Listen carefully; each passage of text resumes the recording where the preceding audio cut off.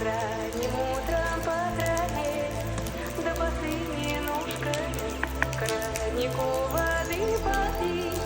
голыми ладошками проваляться до зари, в васильковом окошке проболтать с подружками о девичьей долюшке.